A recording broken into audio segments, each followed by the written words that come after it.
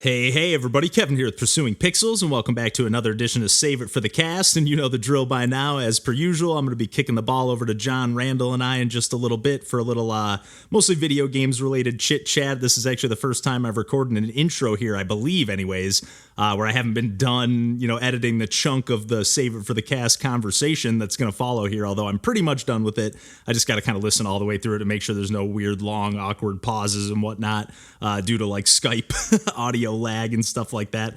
And speaking of, we kind of talk a little bit about Randall's been having some technical issues, more so on like the internet and Skype connection side of things. But then, John talks a little Sable, which he had thought that he had talked about on the podcast before, but we don't dig into anything, super deeply here. But we kind of talk a little bit about like the importance of a smooth, like frame rate experience and whatnot in terms of, frames per second and all that. John talks a little Tales stuff as well. We're kind of, as per usual, all over the map, mostly video games focused. But like I said, as per usual, I'm going to kick things off here with a few of the games that I've been playing as of late. And I'm going to kind of keep things in the vein of the last Save It for the Cast. I talked about a few games or a couple games from Panda Indie Studio. And I ended up, due to that, like looking up what other games they had on their list. And I noticed a couple others that caught my eye. And the games that have really caught my eye and that I've really loved from them, I should say, not so much caught my eye, but like the ones that I've really enjoyed playing through have been the shoot 'em ups. Like I know I mentioned Null Drifter, and I'm drawing a blank on all the other ones off the top of my head. I think Project Starship X as well, though, is one of them. Although Null Drifter is kind of the one that I always think of. But yeah, a couple other ones that I noticed that they had also developed and released that I did not have were Feeble Light and Z-Warp. And I guess I'll kick things off with Feeble Light. That's the one that's, I've gravitated to a little bit more out of the two, but I really, really am enjoying both of them. Feeble Light is a kind of 1-bit. There's a bunch of different color palettes that you can unlock, and maybe there's 2 or 3 colors. I always say 1-bit very, super loosely.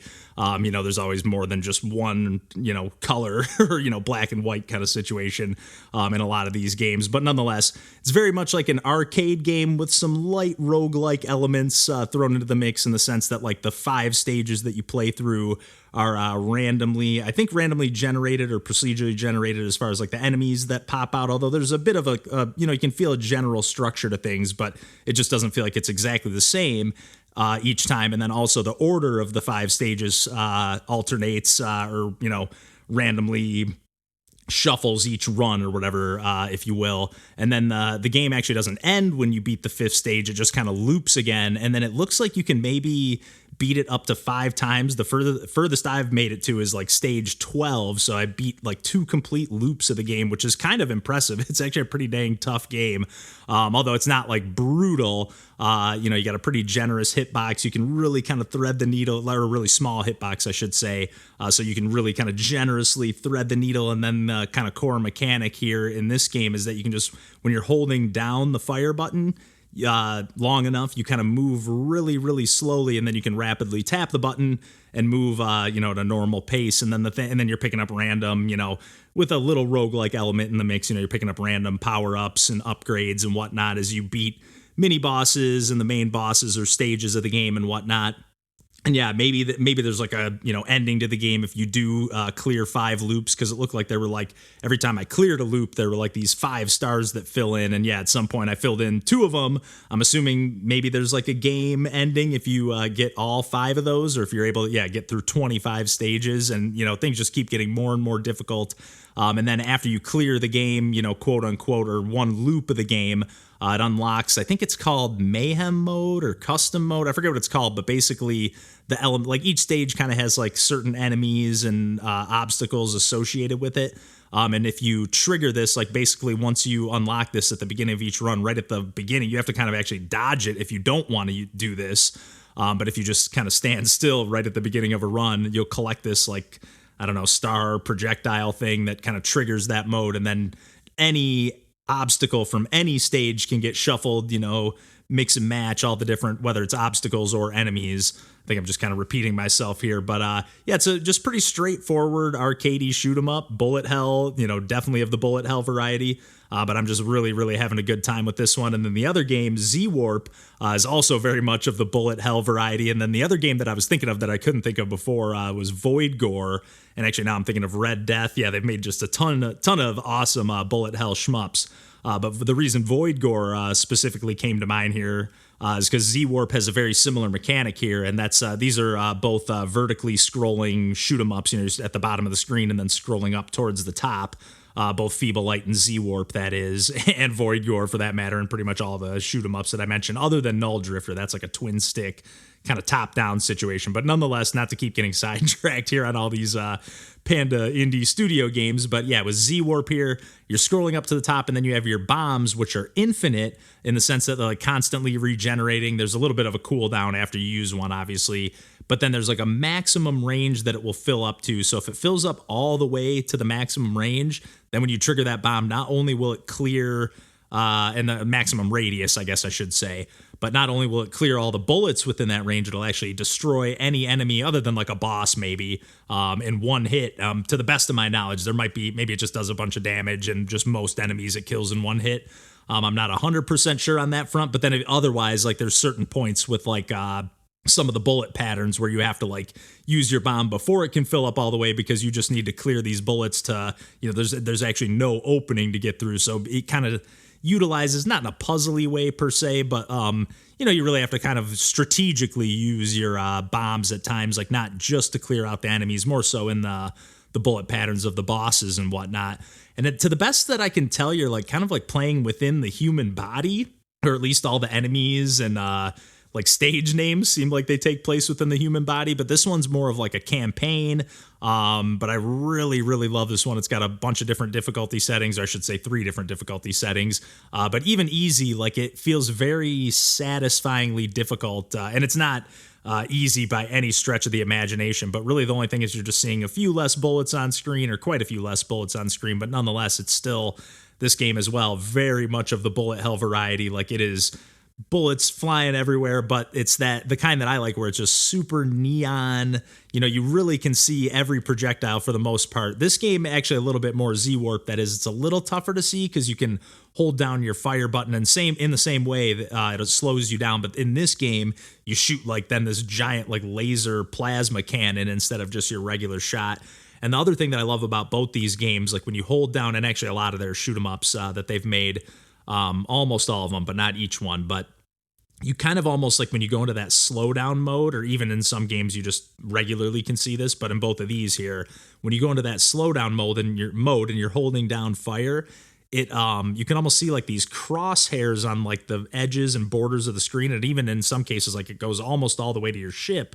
So you can really kind of see exactly where your hitbox is. It helps you like focus on where the enemies are coming from, or the bullets or projectiles are coming from, without having to like stare right at your ship, which sometimes obviously makes things, a little more difficult in a bullet hell shoot 'em up. So I really like that feature, like I said, in most of their shoot 'em ups, and definitely in both these here.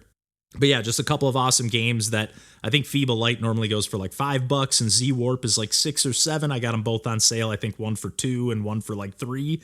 But nevertheless, it would have been more than worth it at full price. I just happened to see them go on sale right after I added them to my wish list. And then the other game I just wanted to give a quick shout out to is this game called Cybarian, the Time Traveling Warrior. I haven't played too much of this one, maybe just like the first 2 or 3 levels. But it's just like a really cool, like retro, very, very retro, like it kind of defaults to this CRT filter. You can turn that off, but it's like kind of like a side-scrolling platformer meets beat 'em up. That's not like a super precision-y platformer or anything like that. And then there's just like on any given screen, there's 1, 2, 3 different enemies that you just have to clear out, and then you get your classic beat 'em up screen, like go arrow on the right side of the screen, or whatever direction I guess you're going next. And the kind of main thing that like not sets this game apart, but you're not just, you're kind of just button mashing when it comes to the combat, but you can't like super quickly mash. If you mash too fast, you'll actually see like an X above your character, so you can do like your first attack, but then you'll kind of like cancel out your combo if you do it too quickly. And then normally if you time it out perfectly, and it doesn't have to be that perfect, it seems like it's pretty generous on the timing, but if you can do up to 3 kind of attacks in one, and you really do, you get like a dodge roll. You really got to be a little bit strategic, especially as I've gotten further into the game. A lot of the enemies take more damage than just that triple hit combo. So it's not like I can just run up to them, dodge their one attack, and hit them with my combo, and as long as I don't botch the timing, I'm going to take him out. It gets to the point where, okay, I got to land that combo and then dodge roll out of the way. It's nothing super, crazy or anything like that, but the challenge level feels like just right. I really like the retro, pixel art and music. Again, nothing crazy on any of these fronts, but it just I like when the package is just short and sweet. It's nothing I'm assuming the game's not super long. But the stages aren't super long or anything like that. There's not a ton of hidden collectibles everywhere. It's just kind of straight to the point. Doesn't pull any punches, and I just kind of like sitting down for a game that I don't have to learn the rules or the ropes for the first hour or two with the game. This is just straight up into the experience, and I like the theming. You're just kind of like this barbarian in modern times, and it just quickly speeds through. There's a little bit of story cutscenes at the beginning of each level or whatever at different points, but it just kind of quickly speeds through some brief dialogue. It's just really well done. I really don't have much else to say, but another game that was just sitting on my wish list. Normally $5, well worth it at that price. I snagged it, I think, for $2. But yeah, I've been really enjoying just cleaning off this Switch wish list as of late. But that's enough rambling from me. I've been super busy lately with just starting up a new job again and gearing up for the game jam, and just been pretty mentally fried after that week of going to Chicago for the show for John and I's band. So yeah, it's just been a super hectic month or two, but I'm hoping the game jam will get the ball rolling again. I haven't done any live streams in a while, so yeah, I'm definitely hoping to kind of get things going again with that stuff too. So yeah, enough rambling from me there, and I'll kick things over to John, Randall, and I for some chit chat for the rest of the episode here. And until next week, we will catch you then, and take care.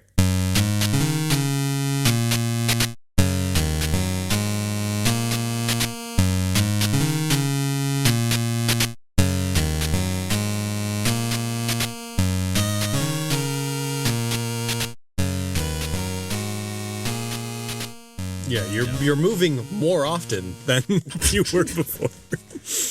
The refresh rate, oh my god. So that's so not going to be a topic that I bring up on the episode today, but as I'm playing Tales of Zestiria, and I'm actually when I'm not thinking about the game, but then actually just kind of zoning out and then zoning back in, and I'm oh, actually, all of these textures look like fucking garbage, and I bet people lost their minds when this came out and thought it was unacceptable. But I'm I don't give a fuck. I don't care. How old is it? It's a 360 game or PS3 game.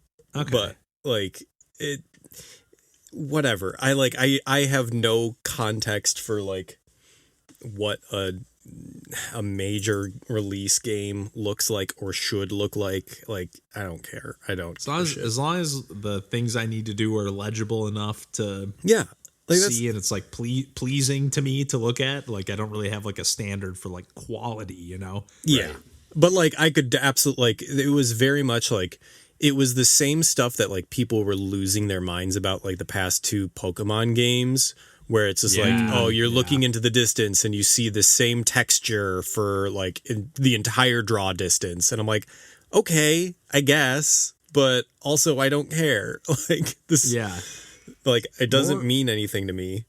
The stuff that bothers me more is I know, I think I mentioned it in the Kirby Forgotten World, which actually I think I saw you fire up recently, Randall. Yeah, Fiona and I were playing it. How nice. Yeah, that's awesome. Yeah. How the some of the enemies or characters or whatever in the far distance will be moving at a stop motion slow frame rate, and I'm just oh, that kind of I don't know, it doesn't really bother me, but it just makes me think I wish this game was just not on Switch and it could just run smooth across the board. Man, I kind of like it in a sicko clay motion stop motion kind of way. I don't know. Yep. It's cool. If it was cohesive, I might like it more, but the fact that it's stands out, or I don't know, because there's actually this game coming out that's in development from that developer John that I texted the boss fight thread where I was I found John's doppelganger. And it's just a dude who's bald and has glasses. No, there's some other pictures. There's none of those guys. I counted those as the only similarities in that Venn diagram. Oh, come on. He looks just like you. You gotta be kidding me. Oh, that's amazing. Sending this photo to the Discord. You're just sending a photo of Moby. It's bald. He's got glasses. He's got a beard. Hold on, I'm sending this photo. Straight doppelganger. Sending this to private parts right now. Just bit me. Oh, because she's ticked about how you don't agree with me. How do I add this here? What the heck? How do you just? I was completely unaware of Tales of Zestria. By the way, I thought that was like a new thing. Yeah. I was like, I thought like Vespera. Like, oh no, that's a different Tales from the same time period. Like that's the thing. Like I knew there were a lot, but I didn't know there were 15. Yeah. Like I could have named half of them. Like.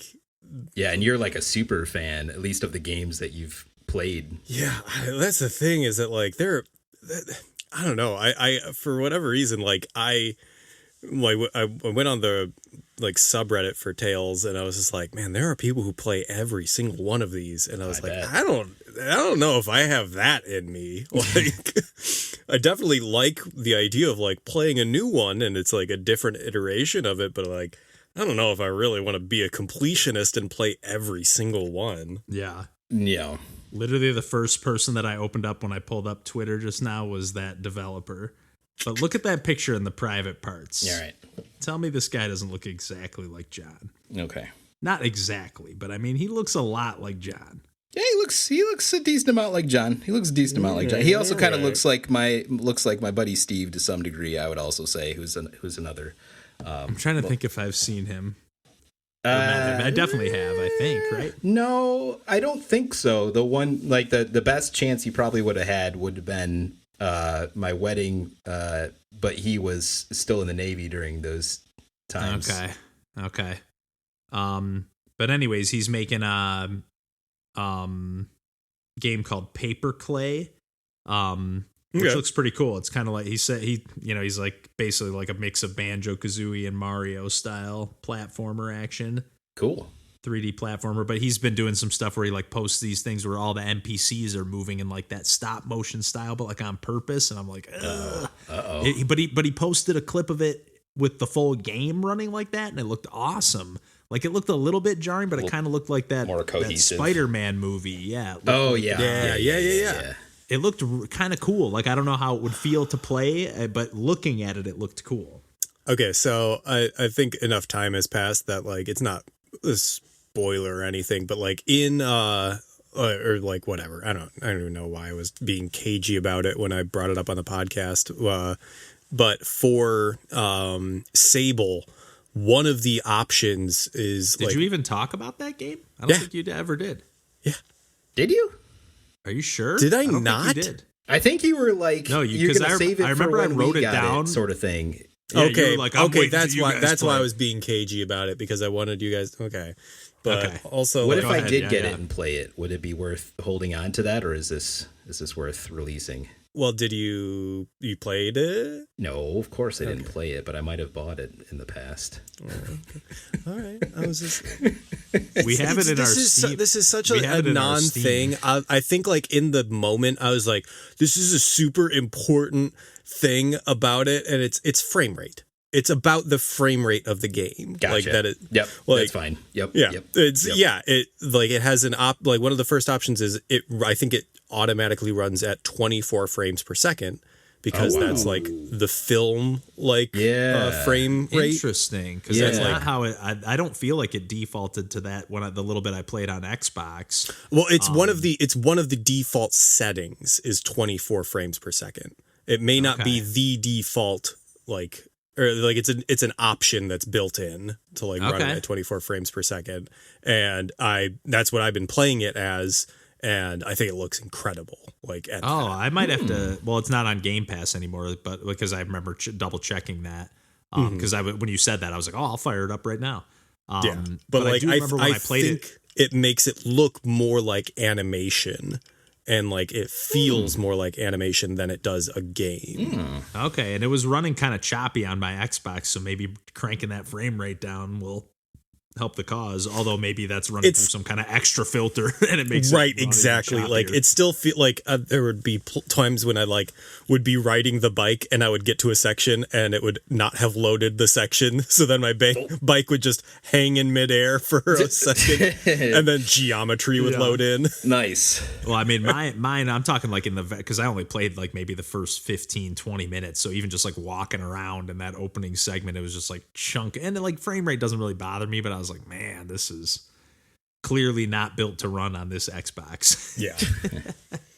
But no, I think that the 24 frames per second setting, I like. When I saw that as an option, I was like, this rules. This is great. Yeah, I'd that's be pretty curious unique. to see that like in more games, or curious to even just like take any gameplay footage and like run it through that just to see what it look, because it is interesting how that just immediately makes something look more, for lack of a different word that can come to mind right now, cinematic. It just like makes something look more like important.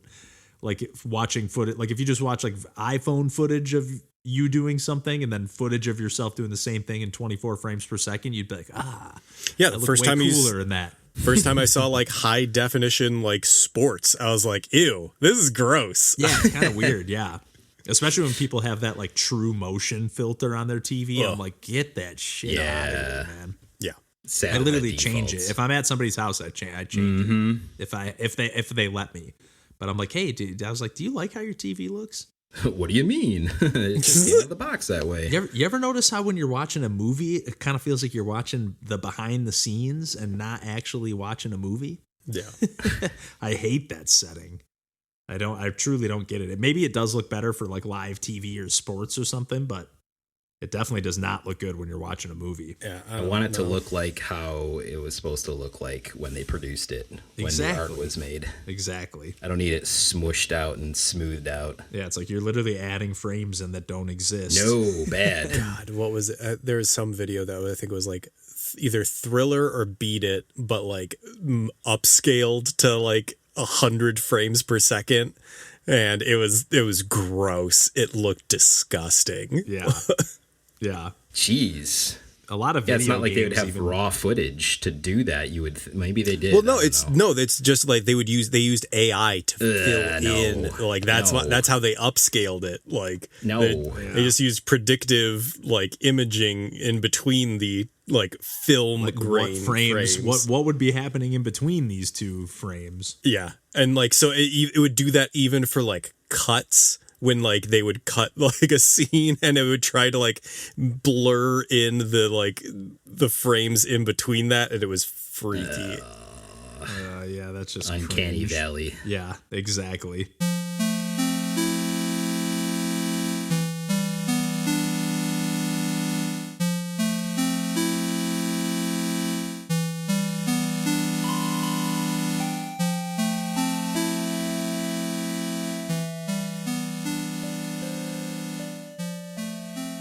IT troubleshooting. Boom. Yes. Look at that. What'd you On the change, fly. if anything? Oh, I so like there's like a Skype was still kind of like running in the background of Windows, and I had done some Windows updates on this old Surface also, and even through the restarts, it like didn't fully close Skype, like which is odd. Weird, yeah. So like I basically went into the task manager of Windows and like end task on all of Skype, and, like force you close all the way down, Yep. and Nice. reopen, and here we go. Oh, we're looking crystal clear, not to jinx it. Let me know. I know, also yeah. prioritize You're my- the best What- quality video out of all three of us right now. That's right, baby. Oh, wait a sec. New network no. setup. Wait a sec. What? We got a frozen man. It's stuttering again. God damn it.